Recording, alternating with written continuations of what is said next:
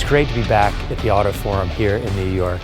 Just to feel the energy with a lot of smart people in this room. We've been away for 2 years, and to get back together and have a diverse perspective, that can't be done on Zoom. And then all the accidental conversations that you have, that's all a bonus. And that happens when you go to the NADA show or the New York Auto Forum. We have a packed agenda, and we're going to hear from some leading dealers, automakers, industry experts, and most importantly, we are all together. If you're in the market for a new car and you want to see all the new models out, this is the place to be.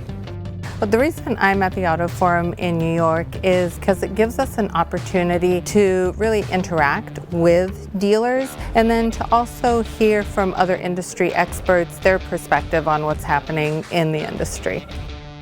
Well, it's a relationship business. As the dealers get engaged and there's more communication and transparency from the OEMs to the dealer partners, it's a better relationship, and better relationships will create better customer experiences for all of the people that we're looking to serve.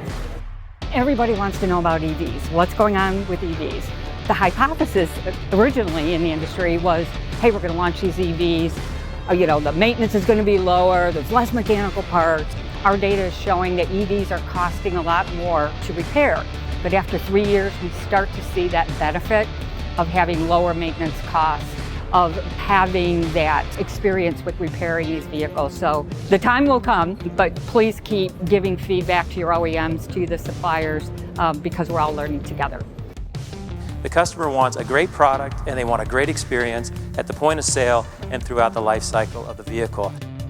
And I think if we can focus on improving our relationship and put the customer at the center of those efforts, we're going to be in great shape.